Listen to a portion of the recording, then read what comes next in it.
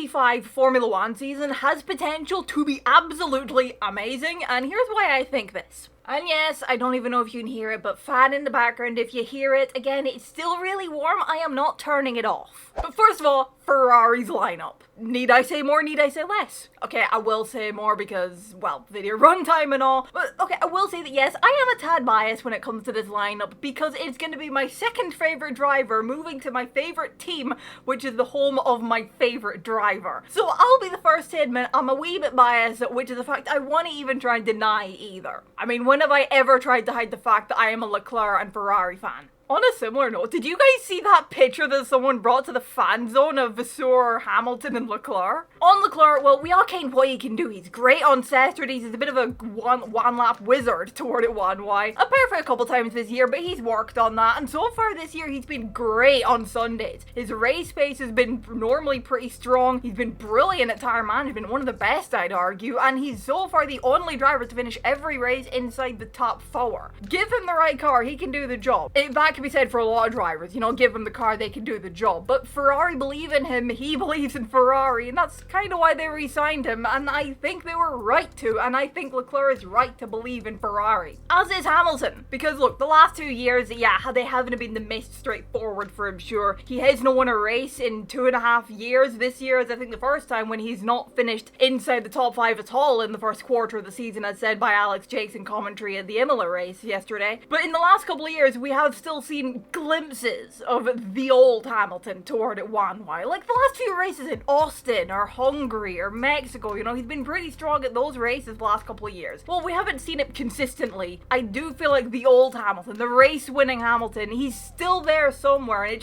he hasn't been able to show it consistently during this reg set with Mercedes, who they've never really gone up and running in this reg set, if you came what I mean. And, you know, I do also just kind of feel like Lewis and Mercedes this year are just going to be slowly giving up on each other, but hey, maybe Ferrari can pull the old Hamilton back out. Like, the Italian team have one hell of a lineup for 2025 and beyond. Leclerc, who they're very familiar with and who they know what he can do and they know his talent, and Hamilton, who they've spent years battling against on track and who they can learn so much from, and Leclerc can also learn a lot from him. They're going to be ones to watch. They're building things up, which does lead me nicely on to say that when I do say Ferrari's lineup, I don't just mean in terms of their drivers, because more behind the scenes, they're building a really solid team. Recently, they acquired Loic Serra and Jerome D'Ambrosio from Mercedes. Those two being due to take the roles of head of chassis performance engineer for Serra, and D'Ambrosio set to become Ferrari's deputy team principal. And apparently, he has also been appointed as the head of the Ferrari Driver Academy. Fred and the Ferrari higher-ups are making changes and reinforcing the team, and really they're trying to build a dream team, and they're making good progress on track as well in terms of performance, as they of course did just bring upgrades to Imola. And I will just mention on those upgrades that Leclerc himself has said that Imola maybe isn't the best track to judge the upgrades on, so just throwing that out there in case anybody thought the upgrades for Ferrari didn't look great. It perhaps is that, you know, the track didn't really favor them exactly. But I had high hopes for Vasseur as team principal of Ferrari when that got announced at the back end of 2022, and that hope is still there. You know, he is doing brilliantly in that role, and I'm cautiously optimistic about the Italian team. They're building up, babe,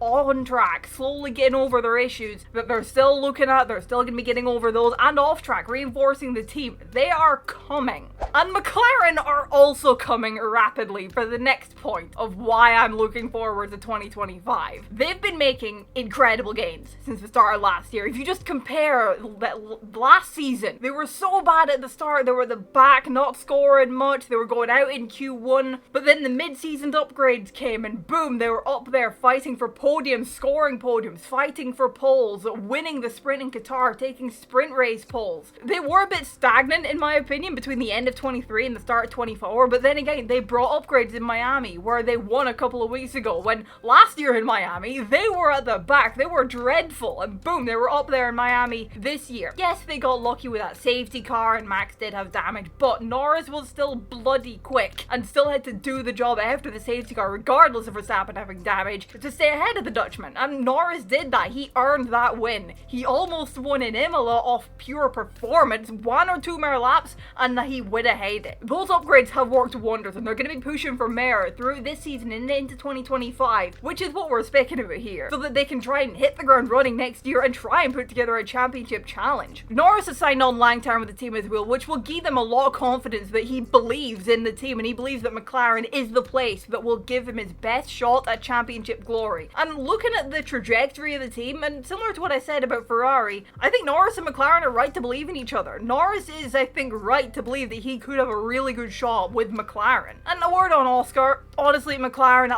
also have something really, really good with the Aussie. Piastri is talented, and surely it won't be too long before he's nabbing a win in a Grand Prix. I mean, just look at his race in Imola. First time ever driving there, he was really solid. Couldn't quite manage the podium and did have that penalty in qualifying, but he still took a P2 in qualifying, less than a tenth off of Verstappen, and he put in pressure on both Ferrari cars in the race. And McLaren also, he was overtaking a Ferrari. He was really solid, running second in the first half of the race in Miami. Things didn't pan out for him in the end, but he was really strong otherwise. And McLaren has something good with their drivers, and they're in a good place right now, and that's only going to continue and build as this season goes on and as we transition into 2025. And in a similar way to Ferrari, there is reason to be pretty optimistic about McLaren. But moving on, these two teams, Ferrari and McLaren, are coming. Two teams that haven't won championships since 2007 and 2008 and are hungry to end that run. Both teams have a young gun driver who many say are the future world champions, Leclerc at Ferrari and Norris at McLaren. In fact, you could say McLaren has two because, as I said, they have Piastri as well. And Ferrari, of course, will have, as I mentioned, Hamilton, who is a former world champion 7 times over. This is all to say that Red Bull are not going to be the dominant force next. They're still going to be up there for absolute certainty, but they will not be dominating the season, I don't think. Hell, they may not even do that the rest of this year because, again,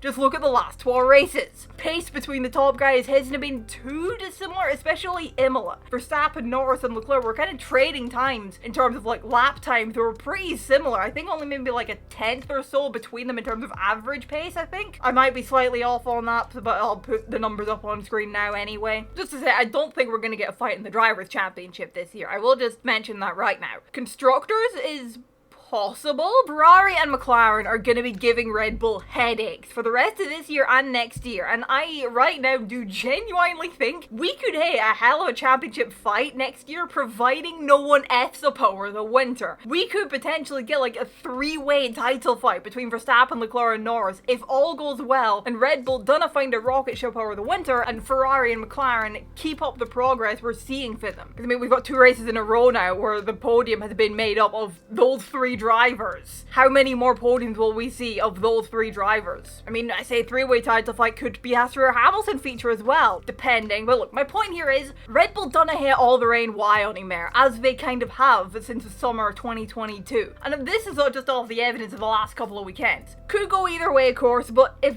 Red Bull aren't hitting all the rain why new, then who's to say that want to continue into next year? But on a note of off of the sharp end, we're basically guaranteed rookie drivers again, which is another reason why I'm excited for 2025 and why I think it'll be amazing. It's always great to have rookie drivers, you know, new young blood in the field. Having a couple of rookies, it does kind of provide like a side show, a side storyline to everything else going on in the season, seeing which one of them will come out on top as the rookie of the year, who's going to score the most points of them. If they're on 1-year deals, then who will be able to keep their seats for a second year? Will they all keep their seats? Will one of them end up being dropped because they were not good enough or whatever? Will any of them show something in the rookie year that shows they could really be one to watch in the coming years as a potential future front runner? And Yuki Tsunoda is another reason I'm going to put in here, purely for the fact that 9 times out of 10 off the even into the 2024 season so far, he's usually a pretty exciting driver to keep an eye on, honestly. Not like the midfield in general, actually. I think he's going to be really good next year because Aston Martin are kind of slipping back into that midfield. RB are rising up, or VCARB, or whatever the hell you want to call them. Haas aren't looking too shabby sometimes. We could have a really good midfield next year as well. Are you looking forward to the 2025 season though? Let me know your thoughts down in the comments below. Drop a like if you enjoyed the video. Subscribe if you're new around here. Thank you all so much for watching, and I'll see you in the next one. Bye bye.